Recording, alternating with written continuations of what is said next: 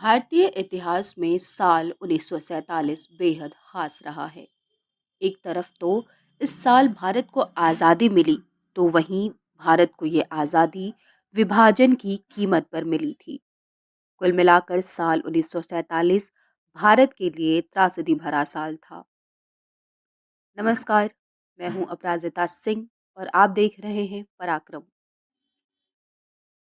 अभी विभाजन का दर्द कम भी नहीं हुआ था कि इसी बीच 21 अक्टूबर 1947 को पाकिस्तानी कबायलियों ने कश्मीर पर हमला कर दिया।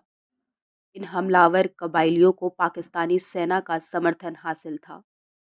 पाकिस्तान के हमले को देखते हुए कश्मीर के तत्कालीन राजा हरि सिंह ने भारत से मदद मांगी।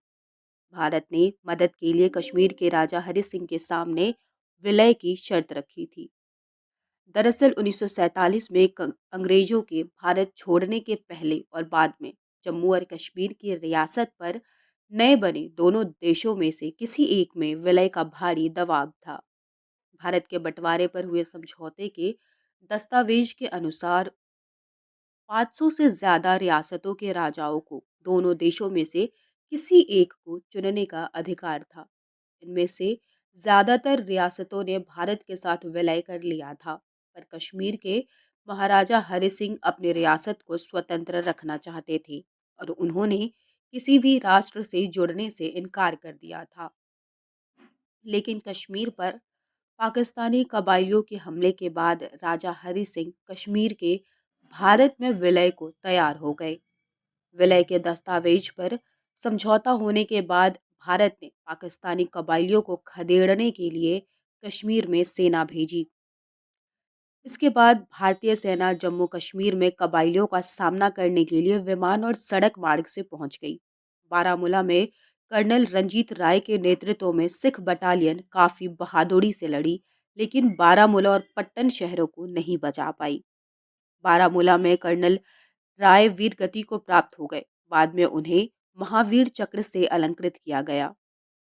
बारामूला में भारत के 109 जवान मारे गए और 369 घायल हुए।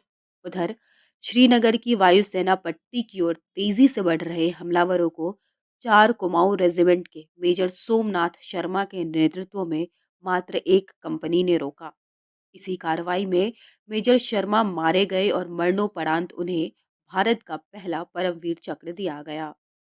वर्ष 1947 में नवंबर का महीना आते आते भारतीय सेना ने कबायलियों को घाटी से लगभग खदेड़ दिया। अब तक मीरपुर, कोटली और पूंछ तक ही वे सीमित रह गए। लेकिन इसी दौरान पाकिस्तानी सेना प्रत्यक्ष रूप से उड़ी, टीटवाल और कश्मीर के अन्य सेक्टरों में युद्ध के लिए पहुंच गई। कारगिल में भी पाकिस्तानी सेना ने धावा बोल दिया। तब इस ऊंचाई पर कारगिल और जोजिला दर्रे पर हमारे सैनिकों और टैंकों ने कमाल दिखाया और दुश्मन भाग खड़ा हुआ। 9 नवंबर को 161 इन्फेंट्री ब्रिगेड के बारामूला को आक्रमणकारियों से मुक्त कराया और 4 दिन बाद उड़ी से हमलावरों को भागना पड़ा। इस तरह भारतीय सेना ने कश्मीर बचाने का अपना मुख्य लक्ष्य तो हासिल कर लिया, लेकिन पाकिस्तान ने जम्मू कश्मीर के कुछ इलाकों पर कब्जा कर लिया था। हमारी सेना ने 14 सितंबर 1948 को जोजिला की दुर्गम ऊंचाइयों पर विजय प्राप्त कर लेह को सुरक्षित बचा लिया। हमारी सेनाएं इधर दुश्मन से लोहा ले रही थी और इसी दौरान 30 दिसंबर 1947 को भारत के तत्कालीन प्रधानमंत्री पंडित जवाहरलाल नेहरू इस मुद्दे को संयुक्त राष्ट्र में लेकर गए। 13 अगस्त 1948 को संयुक्त राष्ट्र ने प्रस्ताव पारित किया और 1 जनवरी 1949 को युद्ध विराम की घोषणा हो गई। इस दौरान जो सेनाएं जिस क्षेत्र में थी उसे युद्ध विराम रेखा मान लिया गया।